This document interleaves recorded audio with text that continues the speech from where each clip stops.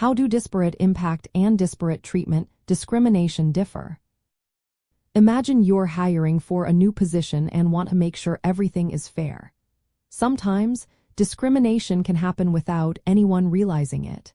Today, let's explore how two types of discrimination differ during hiring and onboarding.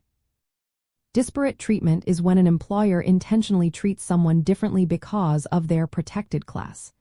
Protected classes include race, gender, age, disability, or national origin. For example, if an employer requires only women to take a certain test while men are exempt, that's direct discrimination. It shows clear intent to treat people differently based on protected characteristics. Disparate impact is different. It involves policies that seem neutral but end up unfairly affecting certain groups. These policies are not meant to discriminate but can still cause harm.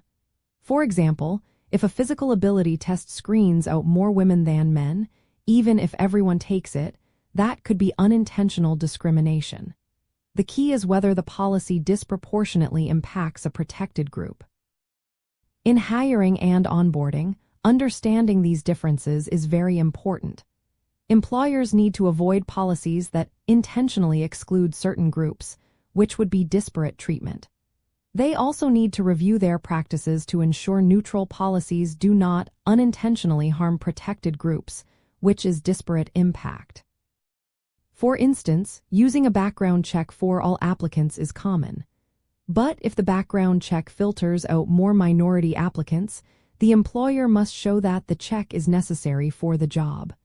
Otherwise, it could be seen as unintentional discrimination. From a legal point of view, proving disparate treatment means showing that the employer deliberately discriminated. For example, if an employer admits to favoring certain groups, that's clear discrimination.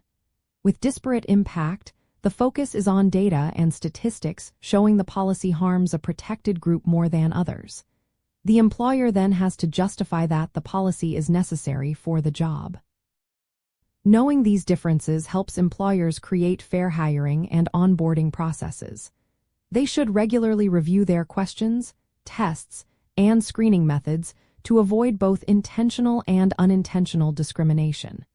This way, they stay compliant with employment laws and promote equal opportunities for everyone. In summary, disparate treatment is intentional discrimination based on protected traits. Disparate impact is unintentional but still harmful discrimination caused by neutral policies that disproportionately affect certain groups, both requiring careful attention to ensure fairness during every step of employment.